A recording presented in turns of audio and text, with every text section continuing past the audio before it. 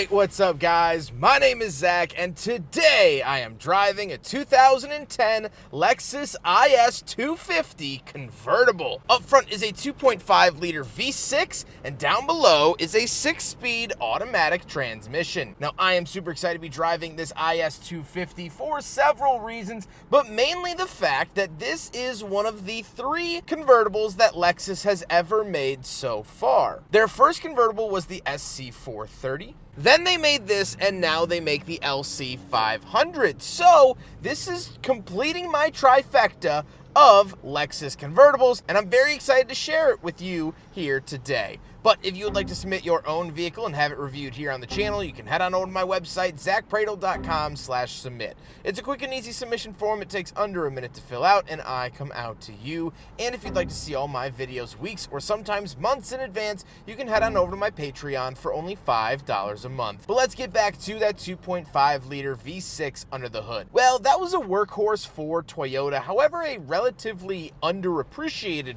workhorse because it was always overshadowed by the 3.5 liter. Now you could get these with the 3.5 liter, the IS350, but honestly, I like this 2.5 V6. It's kind of revvy. It's kind of a smaller displacement V6 than what we might normally see. So I really enjoy the way that it drives. It's kind of buzzy. It's kind of on its toes, if that makes sense. And you're still going to have that lovely Lexus Toyota reliability. Like I said, paired to it is an automatic transmission. It's fine. It's doing the job. I don't have any complaints. However, you could find these in manual, and I've driven a manual hardtop. However, finding a manual convertible is very hard to do. Last but not least, the IS250 convertible is rear-wheel drive. However, you could find the standard IS in all-wheel drive, but the convertibles were rear-wheel drive only. So how does it feel to drive the IS250 convertible? It's great. It has that nice Lexus ride.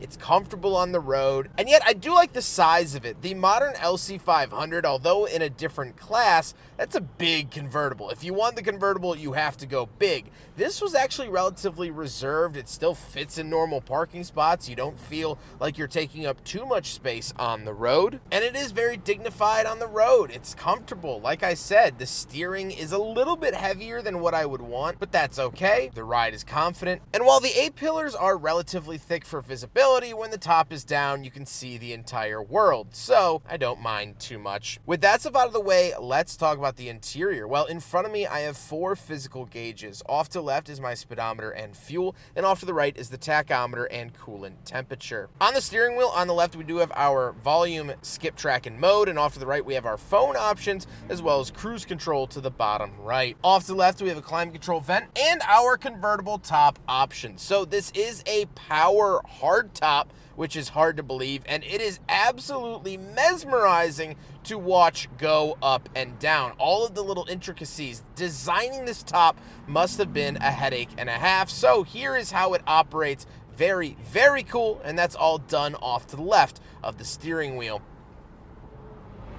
Then we do have our gas cap release and trunk release, and moving out of the door, we have the latch to get in and out, 3 levels of memory seats, power mirrors, power locks, and power windows. Moving into the center, we get 2 climate control vents, as well as our touchscreen infotainment. Very nice to see this. However, with the top down, the sun has not been kind to this screen, so as you can tell, it is barely getting by. And we have buttons for like climate, audio, display, setup, destination, and map, off to the left and right. Down below, we do have some physical buttons for the climate controls. However, this was of the era where they started to move the climate controls into the screen, and I don't like that, but you do have some physical. Hazard switch, CD player, as well as our radio controls for aux, USB, AM, and FM, and all the goodies there. We do have an openable ashtray and cigarette lighter. Below that, we do have our heated and ventilated seat options. So very nice to see heated and vent seats in the IS250 convertible. And then the shifter. This is the standard jigsaw style shifter that Toyota Lexus used for nearly 3 decades. It works well, and it's welcomed here in the IS250. Then we do have a single cup holder, so we'll do a big friggin' bottle test, and this one fails. However, if you open the center console, there's another hidden cup holder that does pass. So the 2010 Lexus IS250 convertible actually gets a pass on the big friggin' bottle test. Then we do get that center console where that cup holder is held, and the seats. The seats are heated and ventilated, as we mentioned, up in front of the shifter. Very, very nice to see that, and the driver's seat. And both front seats have 3 memory seat options. So very nice to see 3 driver's seat memory options, but also 3 passenger seat options. You can have one set for the wife, the girlfriend, and the mistress. However, speaking of seats, unfortunately for me, we do have back seats, so I'm going to cram myself back there and do a back seat review. All right, so the seat is power actuated to help you get in. Close the door. Luckily, with the roof off, oh, these are actually kind of comfortable. Oh, okay. So that's a little bit of impeding doom when that happens, but I am back here in the IS250. This is probably the most comfortable back seat of a Lexus convertible. Now, I know that there's only 3, but of the LC, SC, and this is probably the best. These backs go up pretty high. Oh, hello, bug. Get out of here. I do have a cup holder down here, actually 2 cup holders, interestingly enough, and I do have this lever between my legs that allows you to pull and put these down. So, very, very cool to see that. I actually managed to fit back here. I don't know how, I don't know why, but I actually fit back here for once. So that's actually really, really nice. This is a usable convertible that you can take your friends to the 5 and Dime or whatever you want to do, where other Lexus convertibles just don't offer that same experience. Very, very cool. Although I don't want to stay back here any longer than I have to, but that is something that I could utilize. Let's hop into the trunk because we have some very interesting things to look at back there. All right, so we're on the back of the IS250C, and we do have a trunk release button here, although it does not pop it up. When you do pull it up, A, it is very, very heavy. But B, this is obviously where the convertible top lives. So there is this little divider here, and like the SC430, it will not allow the convertible top to go down unless that divider's in place. So let's actually pop this down. Let me put the top back up and show you what I mean. All right, so now this is the trunk space with the top back up, and this is the divider that I was talking about. So when the roof is up, you can actually retract this and have some more cargo space. However, right now, the top will not go down. So you have to grab this. There's these little plugs right here and there. There you go. Then you have to put it in like that. Something else to note is that the trunk is actually like a different piece of metal than what you would find on the coupes, obviously because it's longer, but you could see how wide the trunk actually comes out.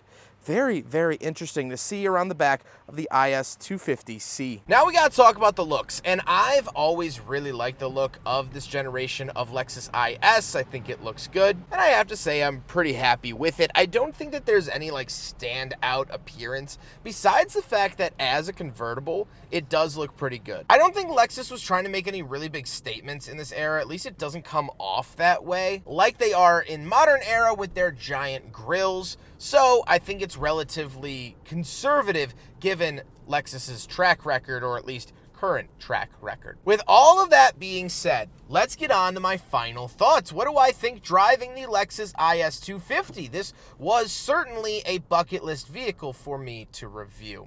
Well, I have to say that I really, really like this car. I think it does a lot of things really well, and honestly, the only downsides are few and far between. We do have some quality control issues, but it being a convertible, it kind of lends itself to the elements. There's a lot of moisture, there's a lot of heat, there's a lot of direct sunlight that happens in a vehicle like this, and so that damages interiors. You might not think, but over several years, it starts to break down plastics. Plastic and sunlight do not mix very well, and so you get some roughities around the interior. But honestly, those are minuscule. Let's talk about the goodness because there's so much of it. 2.5 liter V6, reliable, great, well engineered, and the automatic transmission paired to it is good too. The amenities in here are great, especially for the era.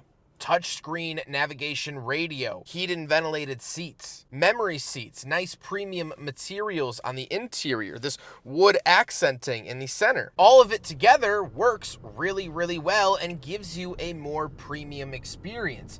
certainly more premium than the Toyota Solara that might have predated this vehicle. It's also rear-wheel drive. It's going to be a lot more fun to drive than some of the front-wheel drive convertible offerings. All of this together makes it a very complete package. So why didn't Lexus sell more of these? Well, there's two reasons. First of all, they're expensive. Building a hardtop contraption like this car has is not easy to do. It costs money that gets passed on to the consumer, and so these are just more expensive than their hardtop counterparts. The other reason, at least now, is complexity. These are pretty complex mechanisms. As you saw with that top going up and down, there's a lot that has to happen in order for it to go smoothly. And so these tops unfortunately do have problems. After 15 years, they start to go bad.